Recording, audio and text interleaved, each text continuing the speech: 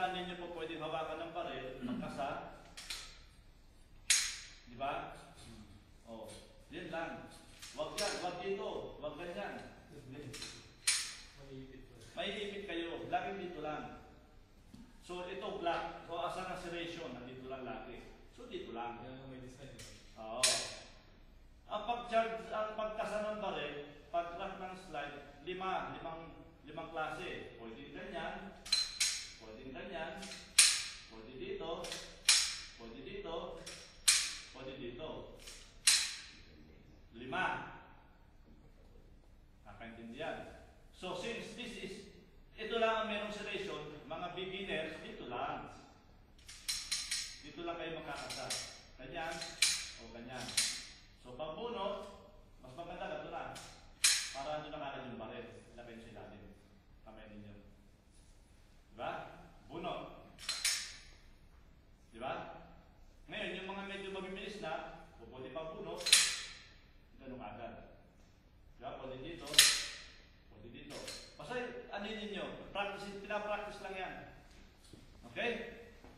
So tandaan, iwasan yung injection port ha. Dito ha. Nangangagat yan. Tsaka dito, yung muscle, iwasan ha. Magkasan ka yan. DQ kayo dyan. DQ yan, DQ. Kasi yung ano nyo, kamay nyo. At pagbukas ng pinto, marami akong nakikita. Pagbukas ng pinto, ang ganyan no? Oh. Although nakalabas yung dalilo nyo, pero yung baril, nandun pa rin. Huwag kayo magbubukas ng pintong ganyan. O pwede sa ilalim lang o sa harap at sa taas. Kakaintindihan? Dito lang o sa taas. Sanda, nabili ko sa inyo yung pinaka-keyword. Ano keyword? Tama, relax. Ano yung keyword nyo? Inhale. Ha? Brush, sir. Brush. Brush. Ano yung brush? Breathe. Breath. Relax. Relax. Aim. Squeeze. Squeeze. Slaps. Squeeze. Squeeze. Diba? Tama yung brush. I-apply nyo yung brush. Ang nangyayari sa inyo, nangyayari, hindi squeeze eh. O, diba? Trigger happy. O, tama, mali. Slap and squeeze. Ang i-apply nyo, importante yan. Ang pinakamahirap ma-master sa fundamentals, ay sa principles ng marksmanship, trigger control. Pinakamahirap ma-master yan. Kaya nga meron tayong tinatawag na slap and squeeze eh. Ito slap. Yan Tapos, pagka naka-side ka na, squeeze. Squeeze lang, hindi yung pull. Iba ang pull, iba ang squeeze. Ang squeeze, Dahan-dahan yan. Gradually. squeezing yan, di ba? Ang pull. Di ba? Binigla. So, squeeze lang tayo. Squeeze lang tayo. Slap. Squeeze. Di ba? So, palibasa ay nasa ano tayo? Nasa practical shooting. So, action shooting tayo. Pero, may arala talaga ang practical shooting is advanced na yan. Di ba? Ang tinutulog sa inyo is principal pa lang, basic pa lang. Di ba? Meron tayong sa practical shooting, ang unang-una, kinakala para tumama kayo ng maayos, unang-una yung position ninyo, yung stance ninyo. Ang turo ko sa inyo, shoulder width lang. Shoulder width lang, di ba? Alignment ng body sa target, di ba? Hawak. Grip, importante yung grip, ha? So, tatandaan nyo, ang hawak nyo lagi sa baril, yung pinaka-high grip ng baril, itong high grip ito yung grip, di ba? Pinakapataas, yan lagi, Huwag nyo lalagay ng space. Para yung moment, yung galaw ng baril, Pag nag-recoil yung baril, sisipa yan. Pag ganito yan, nami-minimize natin at least. Although hindi natin talaga po pwede kontrolin yung recoil. Kasi pagka kinontrol natin yung recoil, mawawala ang cycle ng baril. Yung pag-cycle niya, yung pag-charge niya ulit, pag-reload niya. Walang makakakontrol ng recoil. Nobody can control the recoil of the gun. Ang pinakamaganda natin gawin is yung pagsipa ng baril, maibalik lang ulit yung baril ng align sa target ulit. Hindi po pwedeng sumisipang ganyan, hindi pwedeng sumisipang sa baril. So may mali kayo. Ang sipa ng baril, ganun lang. Di ba? O kaya mo lang mag-recoil yung baril, magsipa, mag-jump. Tapos ibalik mo lang ulit ng align. Yun. kadalasan sa ating pagpuputok, sabi ng banto. Ganun, di ba? Sumali tayo ng control. So wala yung sa grip. Nasa grip yan. Nasa grip ang tanong na ang techniques yan. Ito. Bababa ito. Di ba? Tatlong daliri, oh. Oh. Oh. Yung thumb, nakataas lang muna para makapasok yung support hand. Ang support hand, oh. Oh. Tandaan ninyo, ang support hand ninyo, meron tatlo yan na butas, oh. Tatlo na butas. Ang nakahawak sa baril nyo, tatlong daliri din. Sipin na niya, tatlong daliri, tatlong butas. At itapat nyo, Sarado yan. nakalak yan. Nakalak yan. Tandaan nyo, pag dito, no? Oh, di ba? Nakalak yan. Kung ikaw yan, dudulas yan. Ilak nyo dun. Diba? Ito, mapapasin nyo yung pinakapalan nyo. Ito. Andito yan, no? Oh. Pag pika ng kaliwa, yan na yan. So, sabay ng sabay na yan. Ang iba nakikita ko, mahawak na yan. Pagputo ko. Boom! Boom! Boom! So, loose ang grip niya. Loose ang grip. Diba? Loose ang grip no, kaya ganon. So, nagkakaroon kayo ng ilang seconds bago kayo maka-re-engage. So, mahaba ang time. Diba? Depende sa baril, sir. Depende sa baril. Hindi. Lahat ng balik kaya mo ano. Sabi siya, papractice mo lang yan. Basta tanda nyo, ang grip.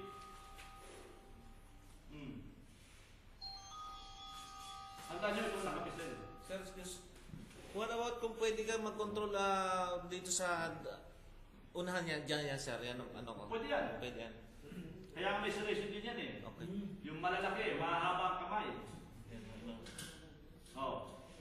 Yan, pagkat dito, hindi na, dito nilagay. Parang si Eric Propel yan ah.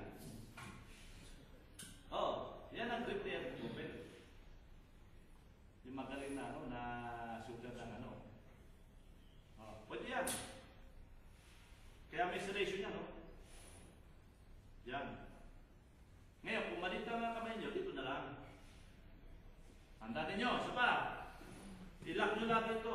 Lock lang yan, lock. Yan, o. Lock yan. Oo. Panoorin nyo ang dalawa. Lock lang yan, o. Lock. Bakit? Kasi pagka pinahawak mo, babali ang ano, di ba? Babali, o. Ngayon, pag nilak mo, ang galaw, gano'n ka agad, mas mabilis nyo marirecover yung sight ninyo. Di ba? Tagdagan pa natin ng shoulder, lock pa rin. Mga pare, yan o. So mas, kasi pag nakaya kayo, tinulit ko no? Ganyan nyo. Ganyan lang record yan. Baka mangyari man yan, umagal na rin para sa inyo. Di ba? Ganyan lagi. Pigil to. Kasi tayo, nasa advance tayo eh. Wala tayo sa basic. Practical shooting nilalaro natin eh. Wala tayo sa basic, advance tayo. Masisira nun yung relax. Dito, hindi ka na-relax yan, di ba? Kasi meron ka ng muscle stress na. May muscle stress ka na. Hindi ka naman puputok na matagalan nun. Madali lang yan. Mga pinakamatagal lang yung 30 seconds, 50 seconds. Tama mali? Tama. Sa precision, maabot tayo ng ilang minuto. So yun ang basic. Practical shooting, advanced shooting yan. Lock. Ganyan. Lalaki na lagi yan. Para at least medyo tumama na tayo, ha? Ngayon, ang nagiging problema ninyo is yung moving while shooting. Kasi ang nangyayari sa inyo, hindi malaman kung ano eh, di ba? Ikot natin. Ang iba naman, ito ang target, nagmumove ng pagganyan. Di ba? Ngayon, kung kaya ninyo mag-move ng diretso lang, mas maganda. Tandaan niyo, parang catwalk. Pagputok, pagbagsak dito, yung heel. Yung heel. Pag ganyan, boom! Di ba? Boom! Basta mag-crouch kayo. Crouch. Yan, akala niya, no? Boom! Di ba?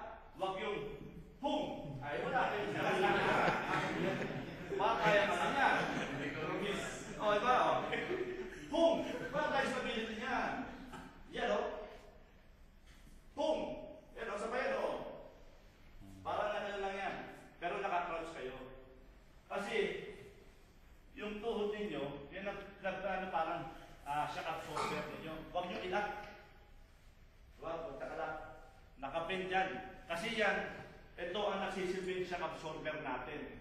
Ang kotse may shock absorber. Pag dumaan ng lubak, ano nangyayari? Gumaganon? Hindi, di ba? Stable siya, oh. Diretso. Kaya mangyayari, ito nagiging parang sa shock absorber natin. Sumasabay lang siya, oh. Boom! Katbuk lang yan. Sa moving, ha? Ngayon, pag sinabing sideways, ang putok naman, yan, oh. Boom! Boom! Naka-crouch lagi. Naka-crouch. Bali mangyari yan. Yung toes naman. Toes. Diba? Para magkaroon kayo ng stability. Diba? Pwede yung sabi ni Pagpus.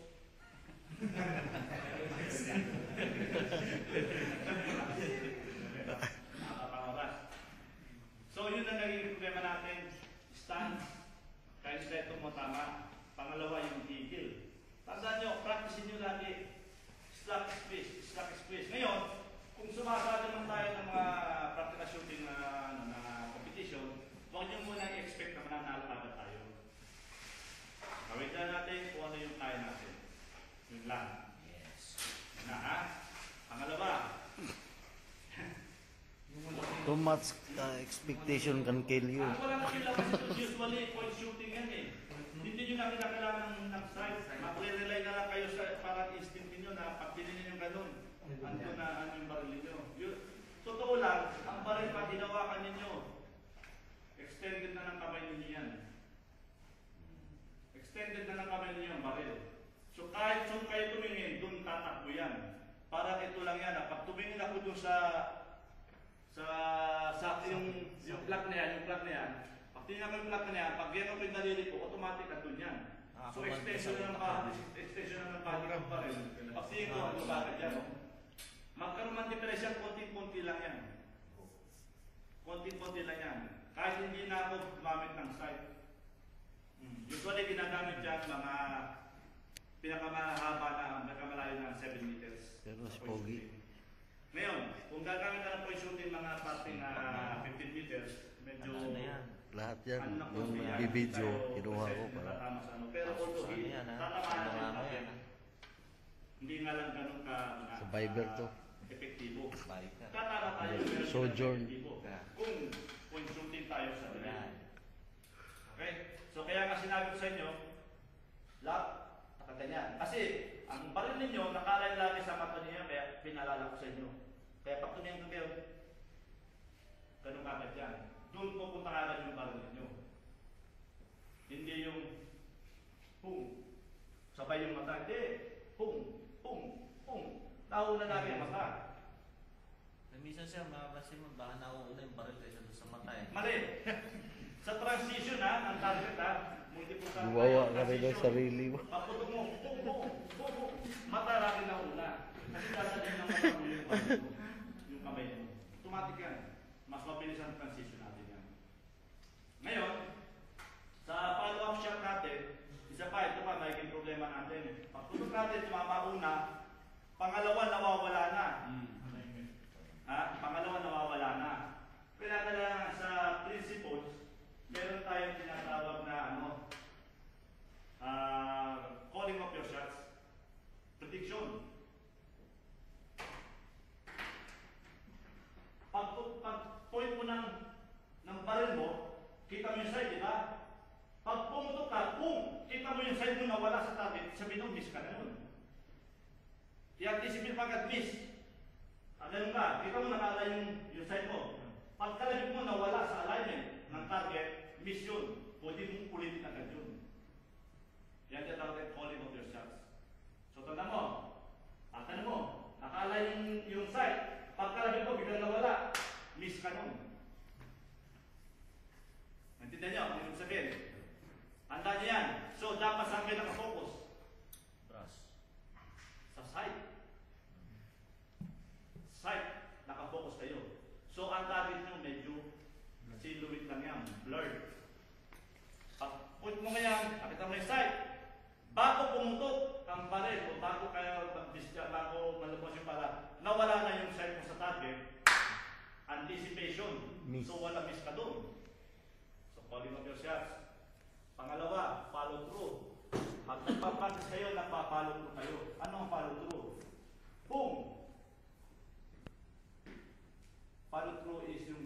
yung pag-recover mo uli ng sight after nung baril pumutok, magre-recoil, mawawala ang sight.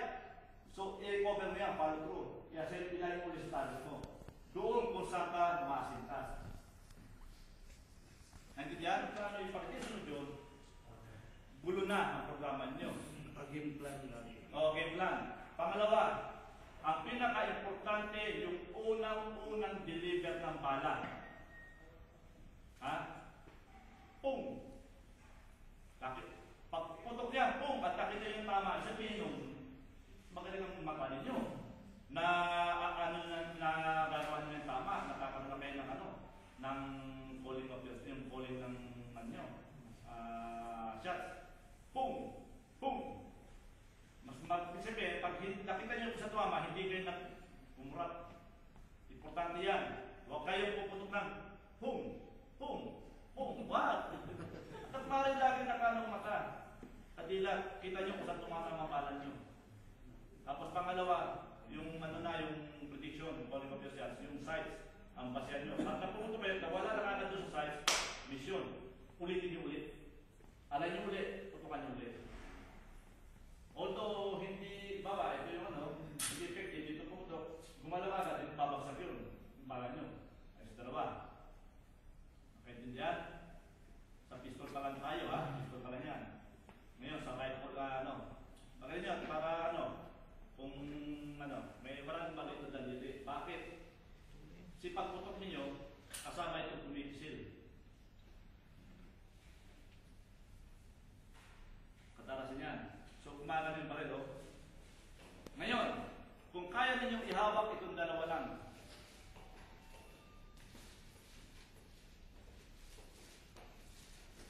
mapapansin ninyo yung stability niya. Pag ito hinawak nyo, gagalaw na yan. Tingnan nyo, kasi ito ang unang-unang nabibigay ng pressure Habang nabibigay ng pressure sa daliri sa trigger finger nyo. Tingnan nyo Tingnan nyo, itong dalawa lang nakahawak.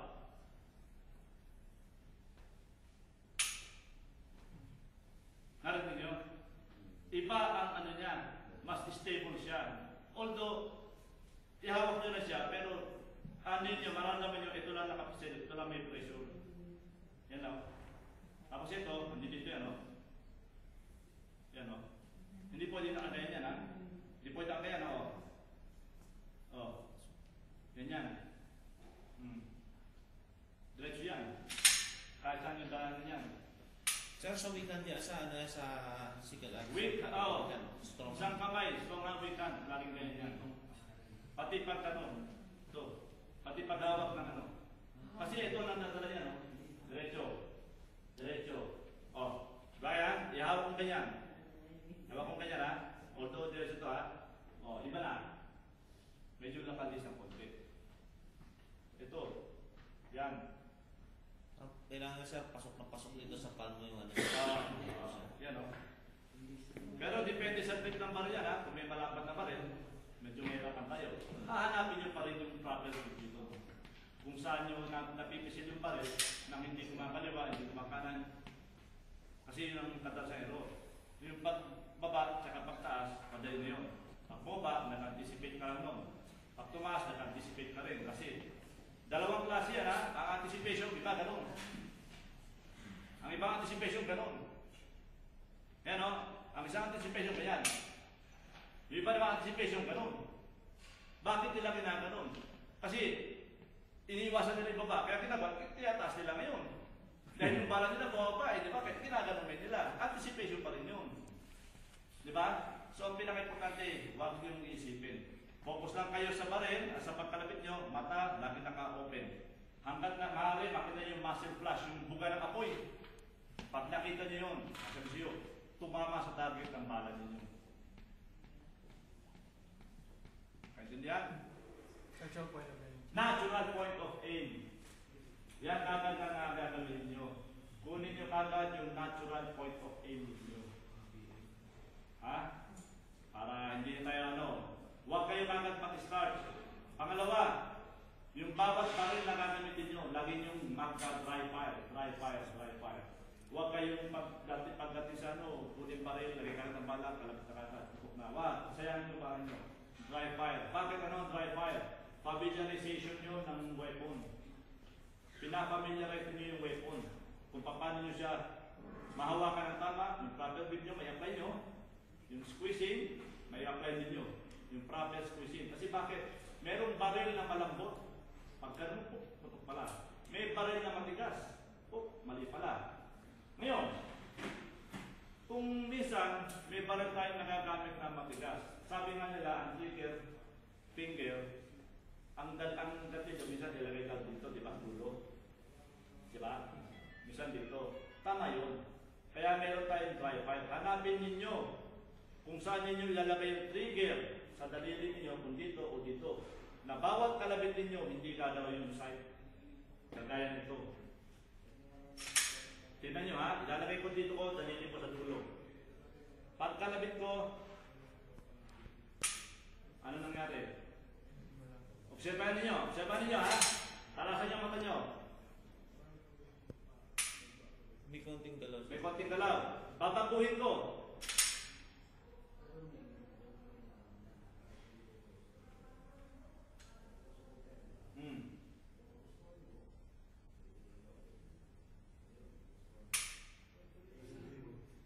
Ulit.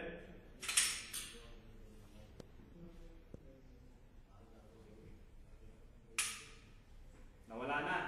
So ngayon, ito ang tama kung ano. Trigger finger ko. Trigger yung placement ng daliri. Hindi pwede dito. Tignan nyo.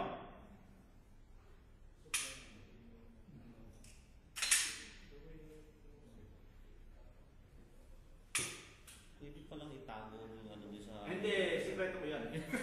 Ay, kita na sir eh. Hindi na sir. Kaya nga, sinabi ko sa inyo, sa ano ba ang number 1 na napapagulo sa atin? Ito. Kasi ito ilalagay pa dito yan, mahirapan ako kontrolin yan. Mahirapan ako kasi tuwitigan siya. Kaya sa akin, emergency ko lang yan.